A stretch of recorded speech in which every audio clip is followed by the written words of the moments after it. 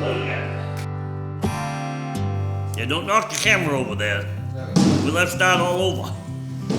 Okay, scene one. There you go. Here we go. We're off and running. This is Ask Leroy. We're down here in the Maine Center for Coastal Fisheries in Stonington, Maine. It's a non-profit. Our purpose is to educate, hopefully, and to try to improve our fishery. And your questions will give a lot of people the idea how the fishery works. So if you have questions, clamming, scalloping, musselin, lobstering, halibut fishing, whatever, please call them in and we will do our best to answer your questions for you.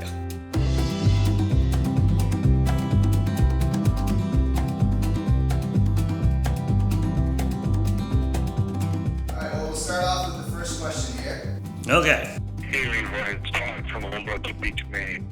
I have a question about clams. What is the difference between a mud clam and a sand clam, and which do you prefer? Thank you. I don't think there is any difference between the mud clam and the sand clam. It's just when the clams spawn, it's where the spat lands and grows from there. Clams are stationary.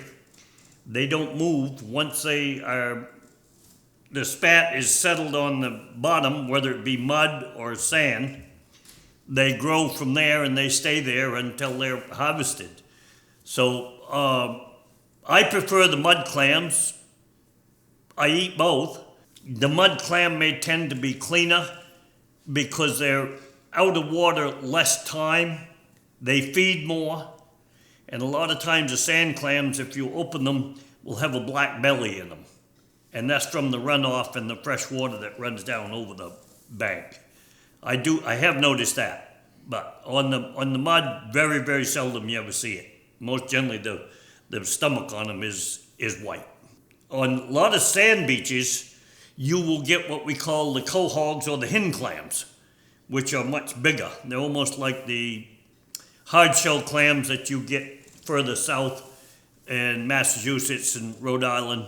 They're chowder clams, little necks, cherry stones, but they're a different variety of clam. Their shell is much, much thicker.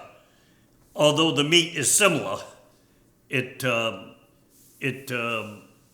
is a much heavier shell on them. Both of them are very tasty. They're quite tough. We grind them up most generally, make chowder or whatever with them that way. Okay, thank you for your question. Hi Leroy, this is Tom from Canton, Connecticut. I was wondering if you or any other lobstermen have a superstition that you observe, or maybe a good luck charm that you have on your boat before going out to sea. Thanks very much. A lot of the fishermen are superstitious in the sense that they won't take a ham sandwich aboard the boat. They will not. You couldn't get them to take one. I've never had the superstitions of that, but I figure a sandwich is a sandwich, whether it's ham or whatever it is. But there is superstition for that, and a lot of people won't turn a hatch upside down. If you take a hatch up on the boat, make sure that it's put down on the deck the same way that it came out of the hole. Or the color blue. So I asked one guy one day, I said, what is it about the color blue? Oh, you can't have blue on the boat. I said, well, then you better take your dungarees off, because they're blue. And he never wore dungarees again after that. He always wore khaki pants. Never wore a pair of dungarees on the boat again, all the years I knew him. And just one of those crazy ideas that they get. I don't know what it's about, but they adhere to it. I never bothered with it. I'd wear anything I could get my hands on. Was it blue, green, or yellow? It didn't make no difference to me. When you deal with something mechanical, it's going to go wrong eventually. I don't care whether it's your car, your truck, your boat, your snowmobile, your four-wheeler, or whatever it is, you're going to have a problem with it. Now, is it the color of it that caused it? I would be very surprised if it were. So I think that's just something that some people just do, and that's the way it is. Yeah. Hey, Hi, Leroy. This is Sue from Mount Desert Island. And I'm wondering, is there a registry for all the dots, dashes, and colors on lobster buoys? I'm curious. And how would they ever record that? So thank you. I appreciate your answering all these questions. There is no registry as such other than on your lobster license, the color of your marker or your buoy is on your license. In other words, if you have an orange and green buoy, the combination of those two colors is marked on your license. If it's an orange front and a green tail, then that is marked on your license, orange and green, okay? Now, whether they make a catalog of that or put it on the computer, every color that's available, that's a good question. I've never heard of it. What we try to do, if you're a new fisherman, is you try not to interfere with somebody that's had a certain color for 25 years, 30 years, 40 years. That's kind of his color, and he won't change. He's going to stick with that color. He's had it all his life. He's going to stay with it.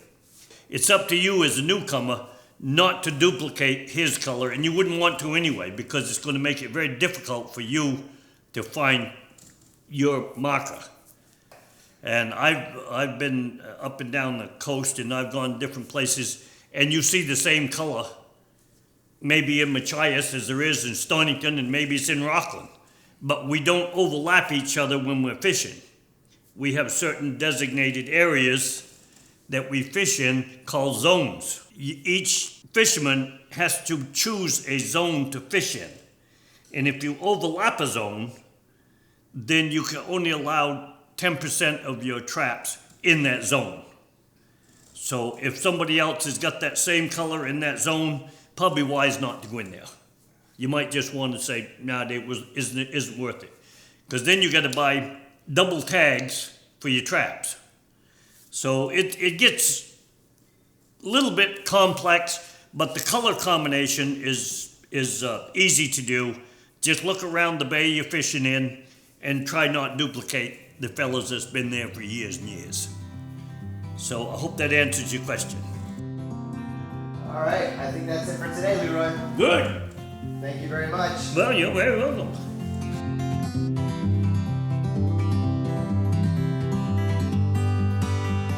Call that question in, and this next session, we will answer it.